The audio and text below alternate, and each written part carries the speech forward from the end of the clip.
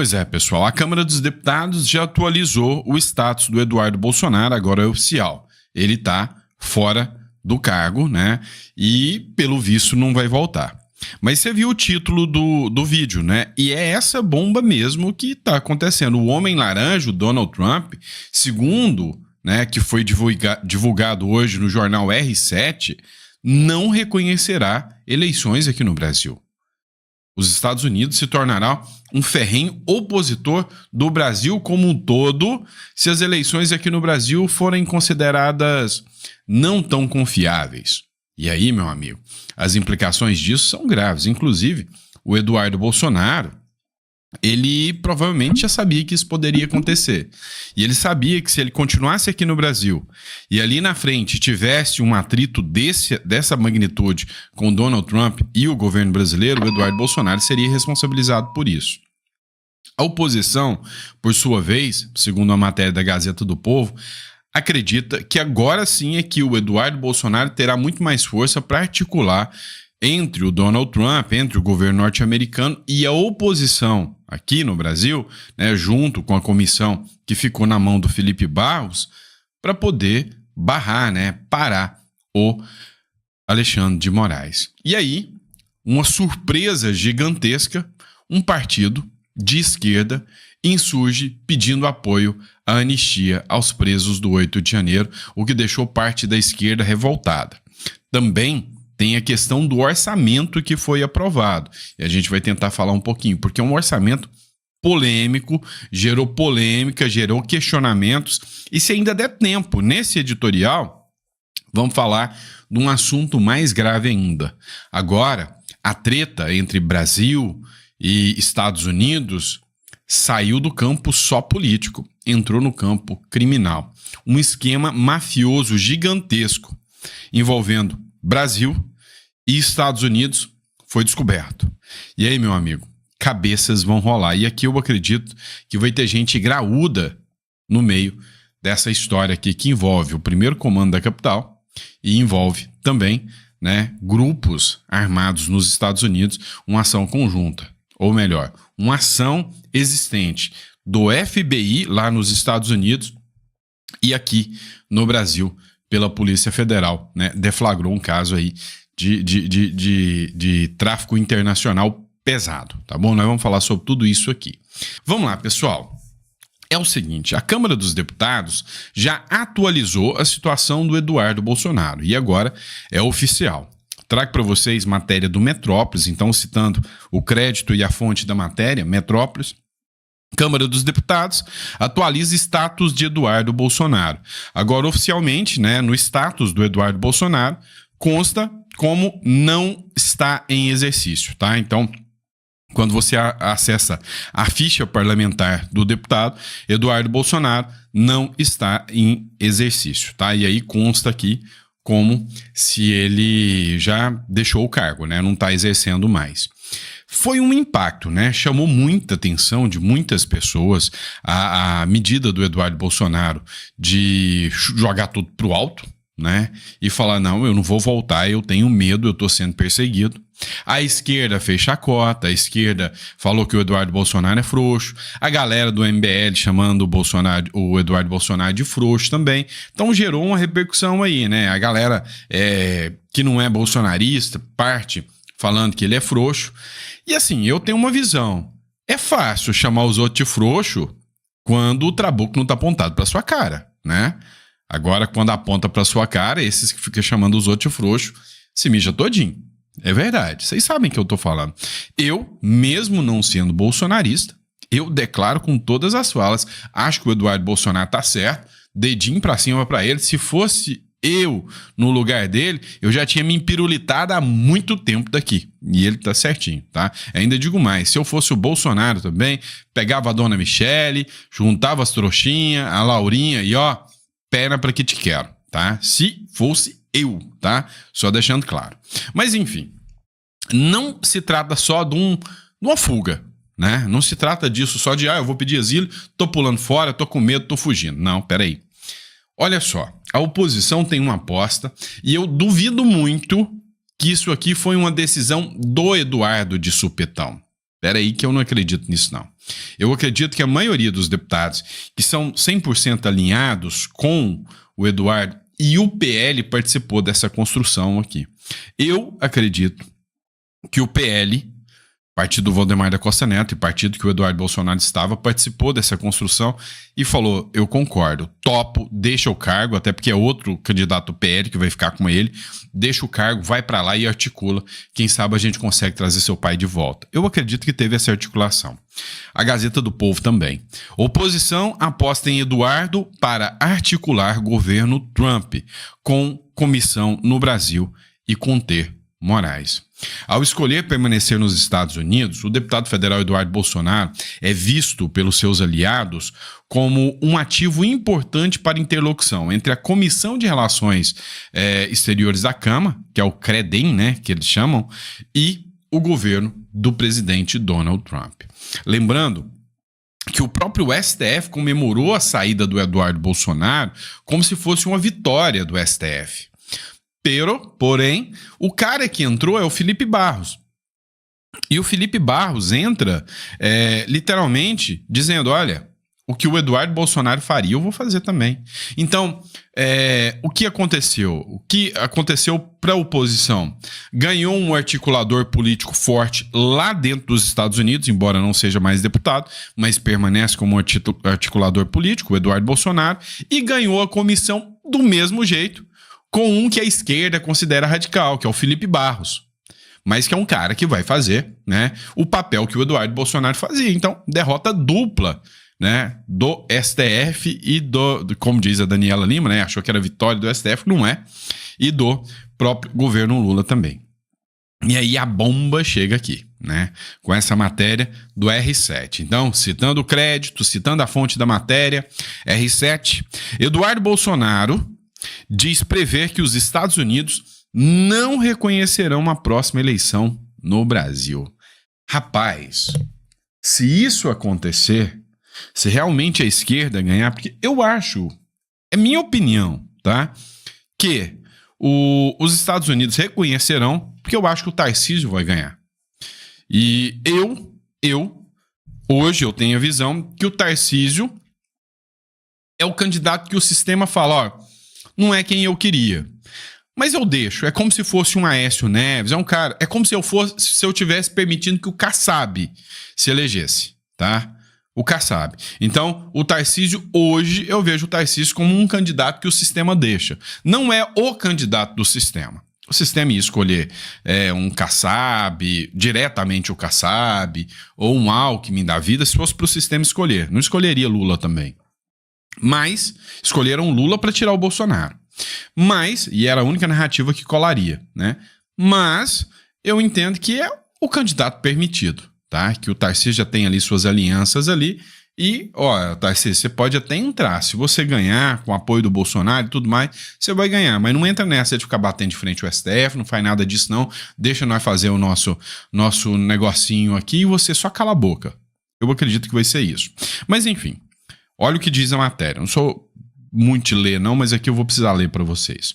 O deputado federal Eduardo Bolsonaro afirmou em entrevista à CNN Brasil nesta quarta-feira que prevê que os Estados Unidos não reconhecerão a próxima eleição presidencial no Brasil, caso a justiça impeça a participação da oposição no pleito de 2026. O ex-presidente Jair Bolsonaro está inelegível até 2030 por decisão do Superior Tribunal Eleitoral, do Tribunal Superior Eleitoral. Vamos lá. O Eduardo aposta aqui que Trump não reconhecerá, né, eleições se o Bolsonaro não concorrer. Certo? Por outro lado, há a hipótese, como eu disse, do Tarcísio vencer.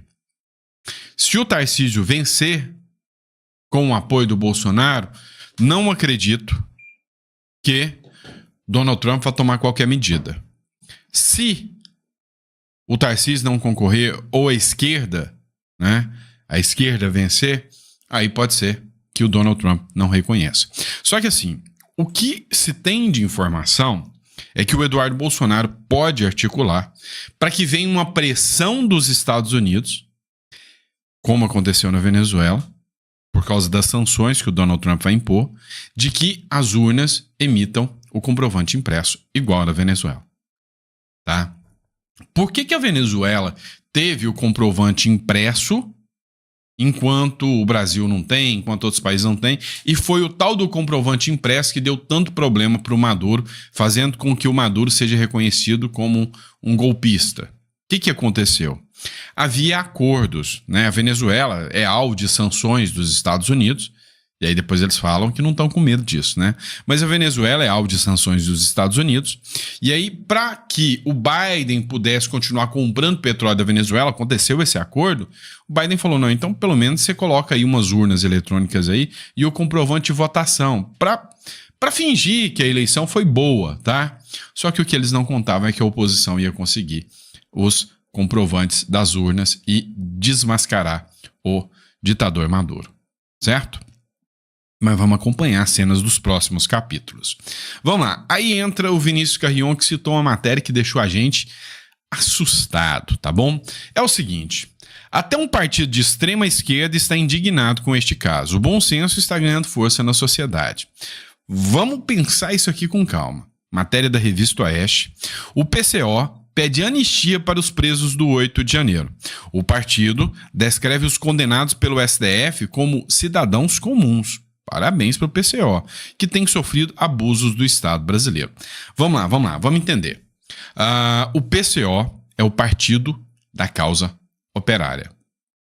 O PCO é hoje presidido pelo Rui Costa. O PCO é um partido comunista. Ele é um partido de esquerda radical. Não é um centro-esquerda moderada, é por isso que ele está defendendo os presos do 8 de janeiro. Não. Ele é uma esquerda radical, tá? Uma esquerda radical que vende, né? O próprio partido vende bandeiras do grupo Hamas. É isso que acontece, tá? Então, não venha pensar, é uma galerinha, gente boa, tal. Não é bem assim. Mas, no caso do Alexandre de Moraes, é incrível porque eles já foram alvos, né? Eles já fizeram críticas ao Alexandre de Moraes e foram alvos das determinações do Alexandre de Moraes e tomaram as dores. E agora, eles já sentem na pele o que o ministro Alexandre de Moraes pode fazer, o poder que ele tem. E aí, meu amigo, neste caso, o PCO sempre dá pareceres favoráveis, fala que há uma perseguição contra o Bolsonaro porque eles também são perseguidos. Eles falam que os presos do 8 de janeiro são perseguidos e merecem anistia porque eles também são perseguidos. Agora eu vou ser sincero com vocês, e aqui eu vou até discordar do Vinícius Carrion, aqui eu vou até entrar num atrito aqui, né? Vamos falar, mas o cara tá te estendendo a mão, você tá cuspindo? Pera aí, não é bem assim não. Tá, o PCO tá falando, não, o Bolsonaro é um perseguido político, os presos do 8 de janeiro devem ser defendidos, mas por que disso? E aí eu preciso que você faça uma reflexão. O PCO é o tipo de gente que defende a luta armada, a revolução por armas, e defende grupos, né, de revolução. E eles querem, para eles precisam da liberdade de expressão para poder expor esses fatos. Porque eles já foram alvos, inclusive muitas vezes da justiça, né, do Ministério Público, pelo teor do que eles falam. Então, é um grupo que não está defendendo os ideais da justiça, eles estão defendendo os ideais da liberdade de expressão para que eles possam defender a revolução e a luta armada. É justo. Quem defende a liberdade de expressão tem que defender, né, qualquer argumento, por mais pífio que seja.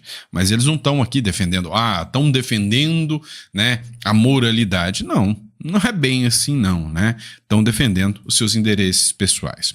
Vamos lá, pessoal.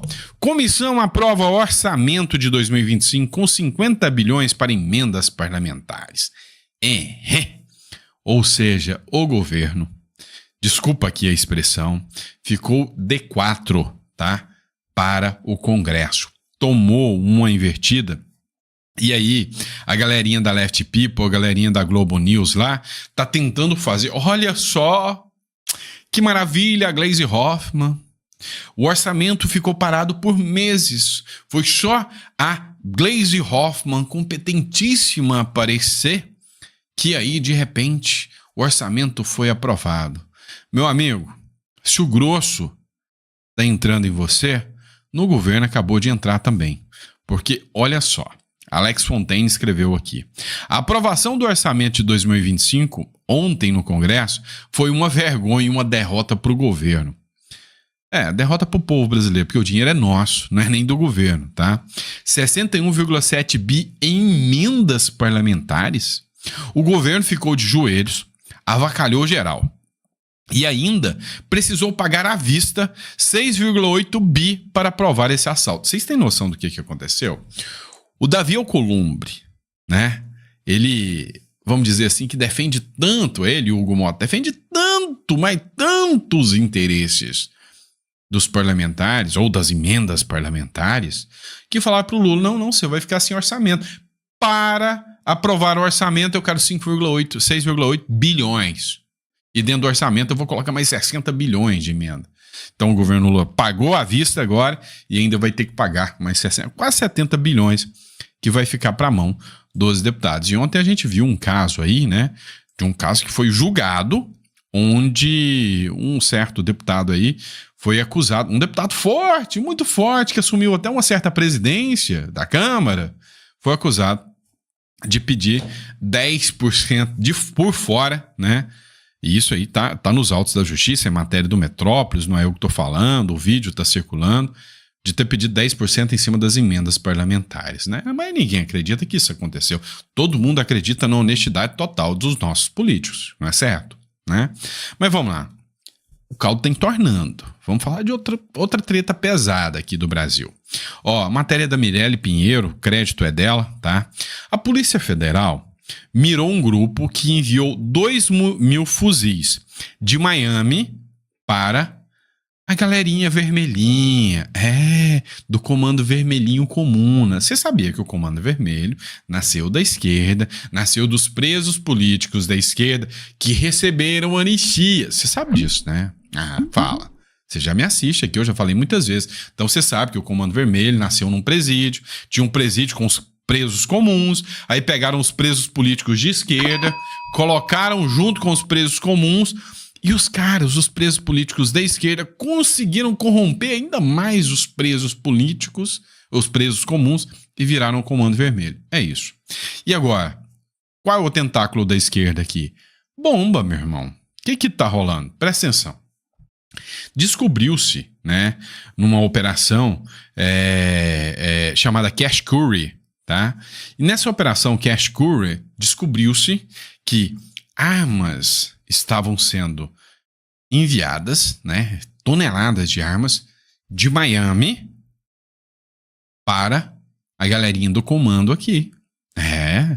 E aí, agora começa a levantar uma suspeita, né, uma suspeita de que havia uma conivência por parte da esquerda lá dos Estados Unidos em deixar isso acontecer. Porque como que os Estados Unidos deixavam todas essas armas virem de Miami para cá? E aí, provou-se outra coisa. Aí, né, vem a Polícia Federal e descobre que tem um monte de brasileiro aqui que tá fazendo o contrário também. Tá mandando arma daqui para lá. Brasileiros são acusados de traficar armas ligadas ao PCC nos Estados Unidos. Então, olha só. Olha a loucura. O Comando Vermelho, a galerinha dos vermelhinhos comunas, né? Do Comando Vermelhinho, não é? Isso compra aí, arma de Miami. Isso aí. Tá certo? A galera do primeiro Comando Capital, né? Que é muito polêmico aí, inclusive muitas acusações envolvendo políticos com o primeiro comando, manda armas para os Estados Unidos.